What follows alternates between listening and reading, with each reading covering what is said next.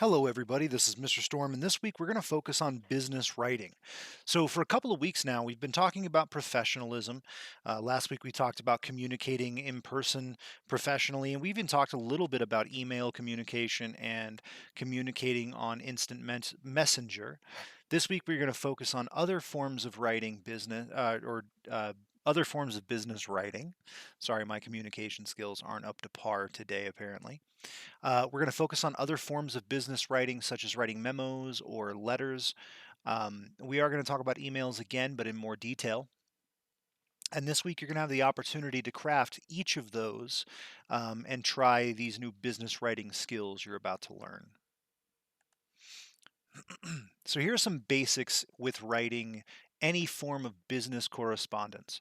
Um, This can take a different context from personal writing. Obviously, if I'm writing a text message to a friend, I'm not going to follow all of the specific rules and spelling and grammar. And well, that's wrong. I actually do. I am one of those weirdos that spells everything correctly and capitalizes and punctuates my text messages. But that's besides the point. The way I communicate with my friends in an interpersonal setting is not going to be the same way I communicate with business contacts, my boss, customers, whomever. Excuse me. So, here are a few tips to get started with writing your business memo or letter. First of all, you want to ask yourself, what do I need to say? Right?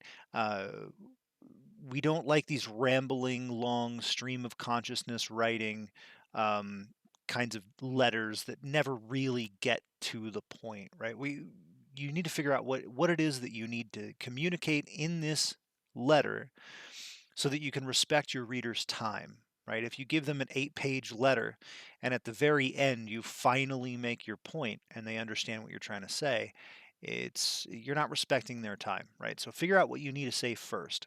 Then you want to ask, who is my audience? Are you writing this letter for customers? Are you writing it for your boss? Are you writing it for coworkers?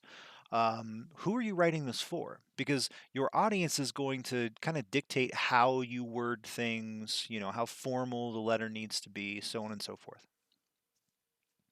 One thing that most business writing has is a call to action.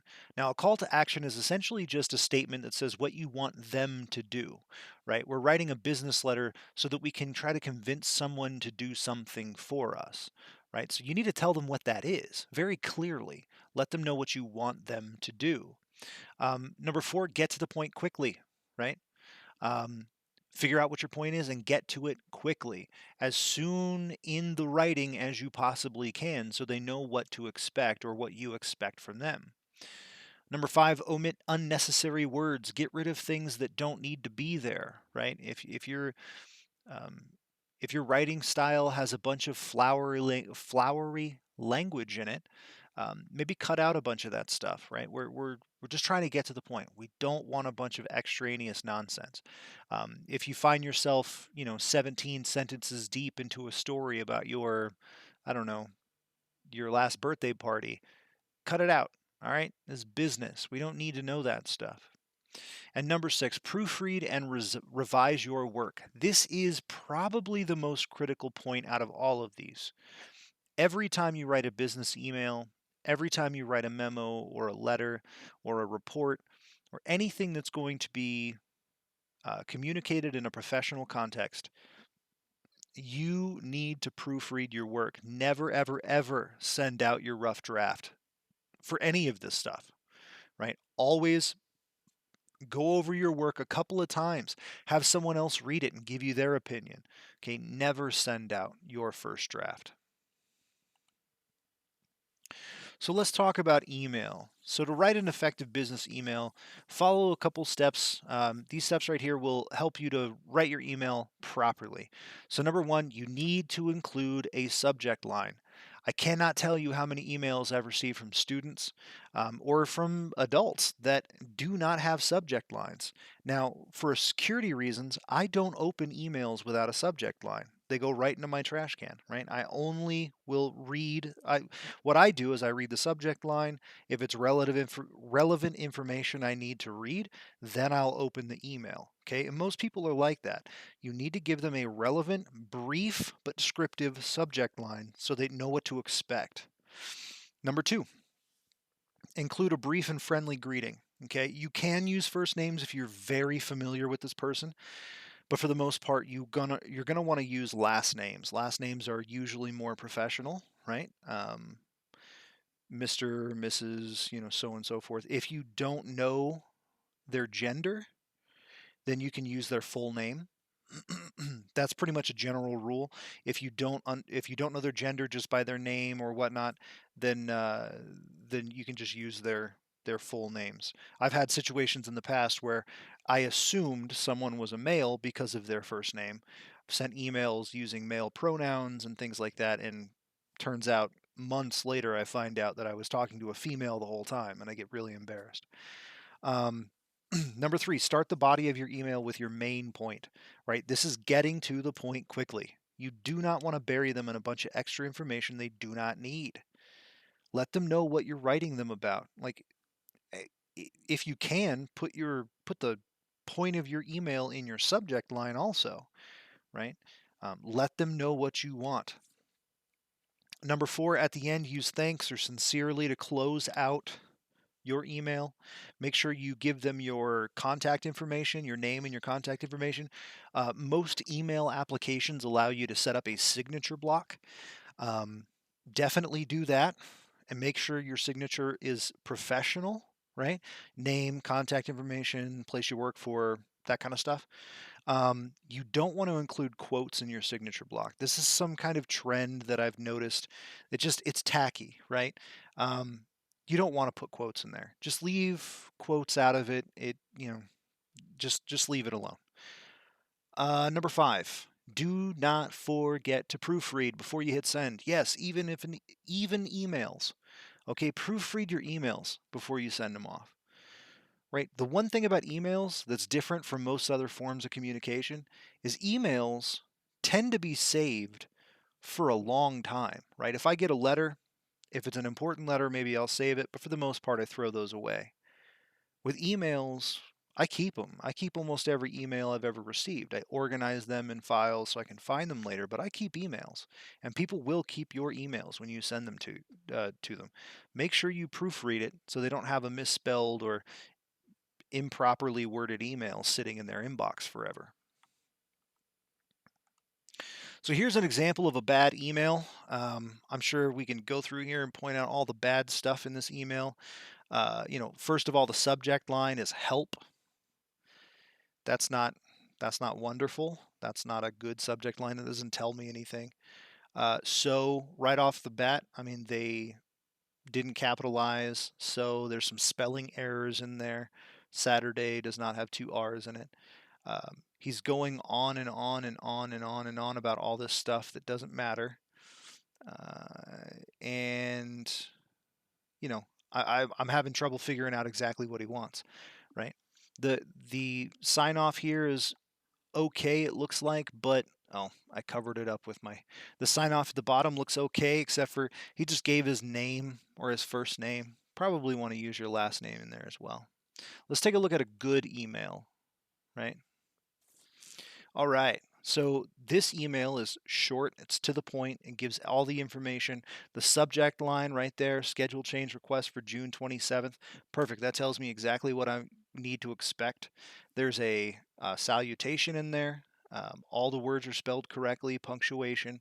He doesn't give a bunch of extra information that doesn't matter, right? This is what good emails are supposed to look like. Let's talk about memos. Memos are usually a bit more formal than emails. They're very short, they're to the point, but memos usually are to be printed off and hung up somewhere or handed out to a bunch of people. Memos are not full letters, but they're a little more formal than emails. They're kind of in the middle. What memos do, however, have a header at the top that includes this information. So you want to include a to area that has the recipient's name and job title. If you're writing to a whole group, then you just put the company name or who, what the group is. Number 2, you want a from, so your information. Number 3, you want the date, and you're going to put it in that format just like that. That's a professional business format. And number 4, you want to put a subject line, just like a subject line on an email. Keep it brief and descriptive, right? Now with memos, you can also skip the greeting and the farewell, right? You just skip that because it doesn't matter. You don't need those. And here's an example of a memo. So this is to the loading dock staff from, the date, the subject, the headers all up there, and everything good. Everything looks good. The information in the body is very short and concise. It says exactly what they need to get across. There's a call to action there. They didn't put in the greeting or the salutations. Like none of that stuff's in there. That's a good memo right there. All right, let's talk about business letters. This is the meat. This is the meat and potatoes of your business writing. Most of your business writing, well, actually most of your business writing is going to be emails, but business letters is where you're going to be able to stand out. Business letters follow a very precise format, okay? If you follow this format, your business letters will look nice. If you don't, it's going to be messy and unclear, and it's going to confuse people. So here's the format. Number 1, you're going to open with your mailing address, the full date, the recipient's name, their company's address, and you're going to skip a line between your address, the date, and your recipient's information. That's all going to be at the very top in your opening. Number 2, you're going to have a salutation, which just says dear, comma, and then their name, right? Again, we want to use title and last name if possible. If you don't know their last name, or if you don't know their gender or their title, you can use full name if you have to. Add a colon at the end of the salutation, right? And the colon is, colon's basically this guy right here. This is the colon, the 2 dots. Number 3, the body. So the body of a business letter follows a very precise sequence, right? In the first paragraph, you introduce yourself and you get to the main point of your letter. You tell them what this letter is about. In the following paragraphs, you go into details that are necessary for your main point, right? So one paragraph, so you have your first paragraph, which is you introduce yourself, you tell them the point of your letter. The next paragraph, you go into more detail. The final paragraph is going to restate the letter's purpose and provide a call to action, what you want them to do, right? Very precise format. Then you have a closing. You can close with sincerely, but if you want a more personal closing, if you know this person a little bit better, you can use cordially or best regards, things like that. But you always want a comma at the end of your sincerely or best regards. Then you're going to skip 4 lines after your closing and you type your name. You're going to skip another line, type your job title and company name. Your signature is going to go in those 4 lines between the salutation or the closing and your name. You're going to sign with black or blue ink, right? You're probably going to want to use black. Black ink right there in those 4 lines. And then at the very bottom, if you're enclosing other documents with a letter, you're going to put them there at the bottom, right? Now, the entire letter is formatted in block style, meaning it's all left justified, meaning it's all lined up on the left margin. It's going to be single space, but you're going to have double spaces in between each paragraph. Okay, and this is what a business letter looks like, a properly formatted business letter.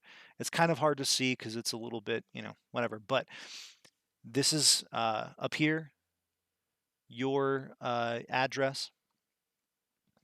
Skip 2 lines, date, skip 2 lines, your recipient's name and address, skip 2 lines. Dear Miss Clark with a colon, right? Skip 2 lines. Hope you're doing well. I am Miranda Lawson, Director of Marketing at Mass Airlines. So who are you? And I wanted to share some marketing ideas with you that could benefit both of our companies. There you go. That's the main topic of the letter. They've introduced themselves and given the main topic. Second paragraph, whenever our flight crews fly into the Seattle area, they overwhelmingly prefer staying at the Overwatch Villa, but there is often no vacancy. If the Overwatch Villa were to permanently reserve a block of rooms for our crew members, we'd be happy to promote the Overwatch Villa in our in-flight magazine at a significant discount. So right there we're giving more detail about the marketing opportunity that she opened with in the first paragraph. To demonstrate what a Mass Airlines and Overwatch Villa partnership can look like, I've enclosed 3 sample ads created by our graphic design team.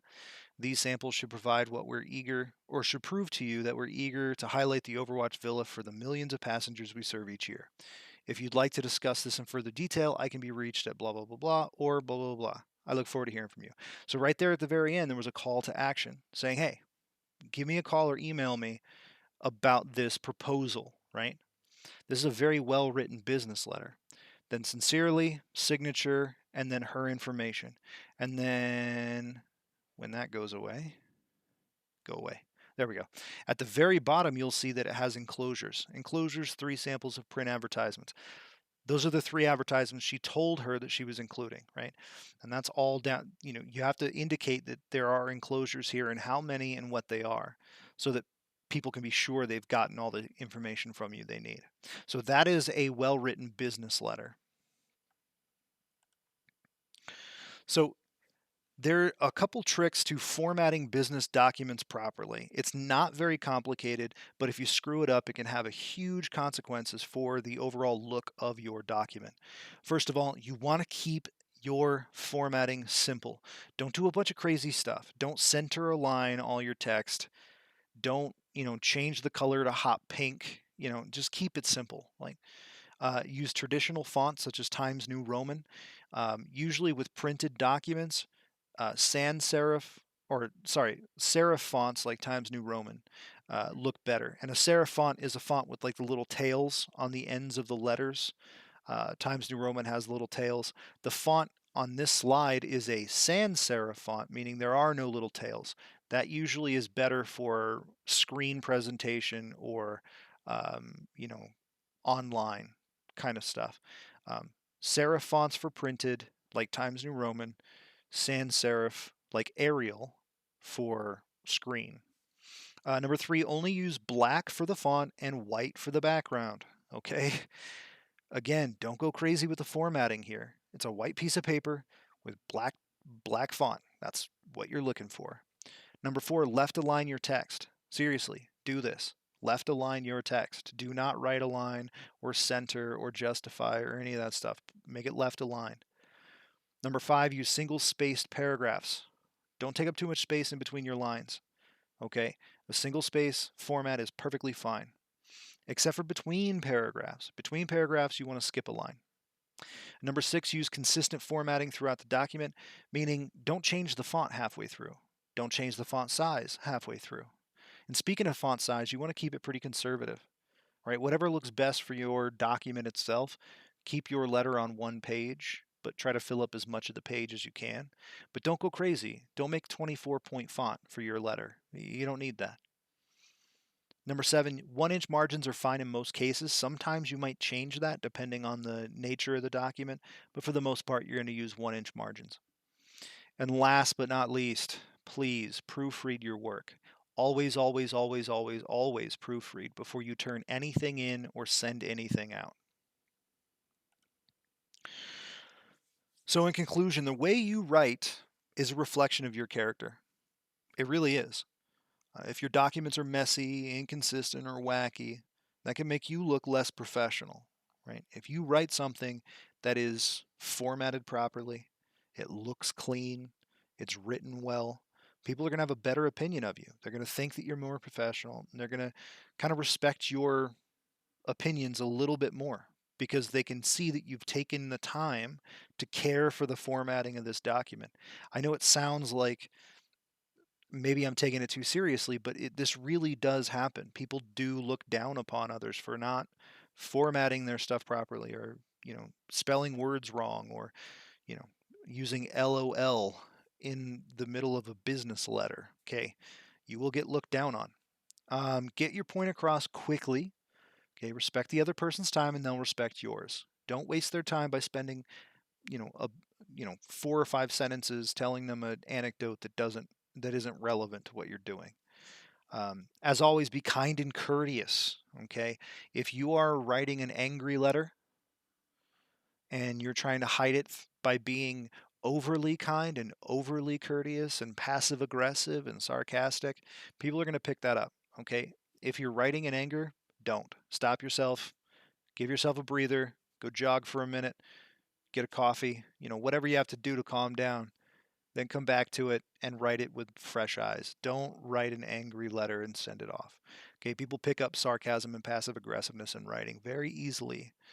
Um, but that's pretty much it. I mean, writing for a business environment, really the main thing is professionalism and formatting. You want to make sure you format everything properly, and you want to make sure you maintain a professional